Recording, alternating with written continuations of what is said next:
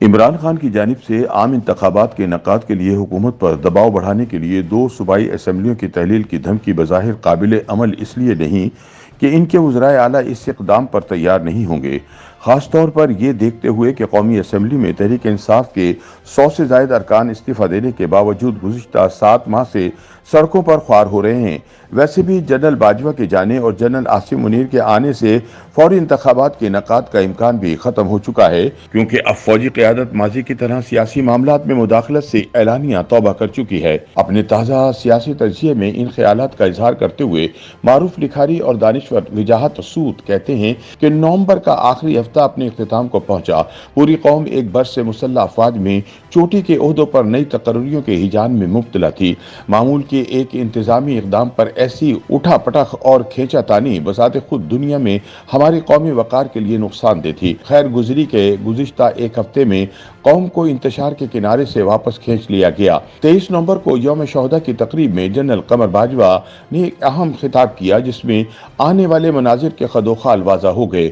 24 نومبر کو وزیر اعظم شہباز شریف نے جنرل ساحر شمشاد کو joint chiefs of staff committee کا چیئرمین اور جنرل عاصم منیر کو آرمی چیف مقرر کرنے کا اعلان کر دیا۔ یہ دونوں اصحاب سینئر ترین ہونے کے علاوہ اعلیٰ پیشہ ورانہ اہلیت کی شہرت بھی رکھتے ہیں، لہٰذا عمران کی اس معاملے پر کوئی تنازع کھڑا کرنے کی خواہش پوری نہ ہو سکی۔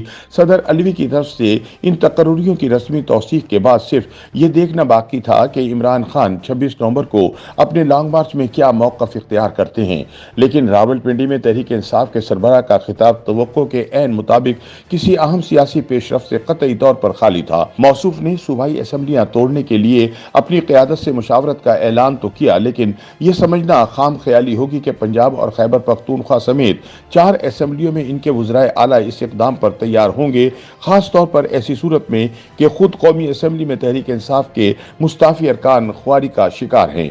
وجاہت مسعود کہتے ہیں کہ قومی سیاست میں آئندہ مہینے معمول کی طرف لوٹنے کا مرحلہ ہوں گے، تاہم جنرل باجوہ نے ایک بنیادی سیاسی تبدیلی کا اعلان کرتے ہوئے گزشتہ 7 دہائیوں میں سیاست میں فوجی مداخلت کی غیر آئینی ہونے کا اعتراف کیا اور بتایا کہ فوج نے گزشتہ برس ہی سیاست سے لا تعلق ہونے کا فیصلہ کر لیا تھا۔ آج اسی نقطے پر غور کی ضرورت ہے، کیونکہ عملی طور پر طاقتور ترین عسکری عہدیدار کی طرف سے یہ اعلان قومی تاریخ کی اثر نو ترتیب کی مترادف ہے۔ فی الحال اس بحث کو ایک طرف رکھتے ہیں کہ فوج کی سیاست سے لا تعلق کی قومی سلامتی کے ادارے کا ثوابدیدی اختیار ہے یا دستور کا دو ٹوک تقاضا۔ فوج کے سربراہ کی طرف سے غالباً اتنا ہی کہا جا سکتا تھا جتنا جنرل صاحب نے فرما دیا، تیری آواز مکے اور مدینے۔ وجاہت مسعود کے مطابق جنرل باجوہ نے 7 اشروں کی تاریخ پر اپنی رائے دی، گویا جمہوری قوتوں کے اس موقف کو درست تسلیم کر لیا گیا کہ قوم کی سیاسی شرازہ بندی، وفاقی اکائیوں میں باہم اعتماد، معاشی ترقی، عوام کے معیار زندگی میں مطلوب بہتری اور تمدنی ارتقاء جیسے بنیادی اشاروں میں اجتماعی ناکامی کے ڈانڈے سیاست میں فوج کی مداخلت سے ملتے ہیں۔ جنرل باجوہ نے فرمایا کہ مشرقی پاکستان میں ہمیں فوجی شکست نہیں ہوئی بلکہ یہ سیاسی ناکامی تھی۔ یہ جملہ دراصل صدر بھٹو نے حسینی والا سیکٹر میں فوجی جوانوں سے خطاب کرتے ہوئے ادا کیا تھا۔ بھٹو صاحب تب ٹوٹی ہوئی قوم کی کرسیاں چن رہے تھے اور ایسا کہنا دانشمندی کا تقاضا تھا، لیکن آج یہ سوال کیا جاتا ہے کہ کیا واقعی مشرقی پاکستان کی علیحدگی سیاسی ناکامی تھی؟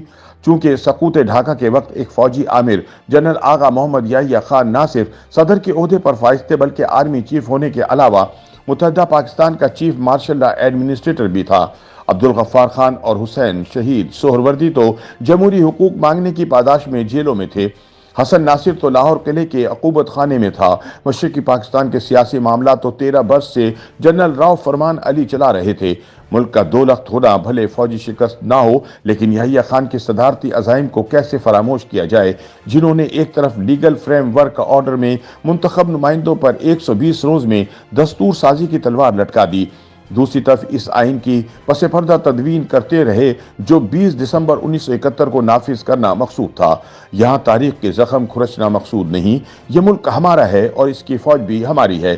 اگر فوج نے سیاسی دستکاری سے گریز کا ارادہ کیا ہے تو اس کا خیر مقدم کرنا چاہیے، تاہم وصال یار فقط آرزو کی بات نہیں۔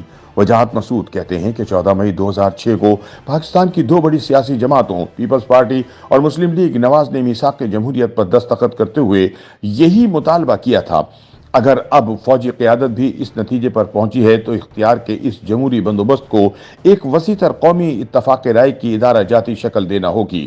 فوج کی حب الوطنی ہمیشہ شک و شبے سے بالا تر رہی ہے۔ اختلاف محض اس نقطے پر رہا کہ سیاسی تربیت نہ ہونے کے باعث فوج قومی پالیسی سازی کی اہمیت نہیں رکھتی۔ اس سمت میں عملی پیش رفت کے طور پر لاپتہ ہزاروں سیاسی کارکنوں کو بازیاب کروانے کی کوشش قابل تحسین ہو سکتی ہے۔ کسی نے اگر کوئی جرم کیا ہے تو عدالت کو اس کا فیصلہ کرنے دیا جائے۔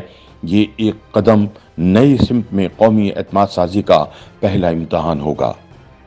YouTube پر گوگلی نیوز دیکھنے کے لیے youtube.com کی سرچ بار میں googly news T V type کریں۔ گوگلی نیوز کے پیج پر سرخ رنگ کے سبسکرپشن والے بٹن پر کلک کرنا نہ بھولیے۔ YouTube پیج پر اپلوڈ ہونے والی ویڈیوز سے باخبر رہنے کے لیے بیل آئیکن پر کلک کیجیے۔ آپ کو ہر نئی ویڈیو کے بارے میں نوٹیفیکیشن موصول ہو جائے گا۔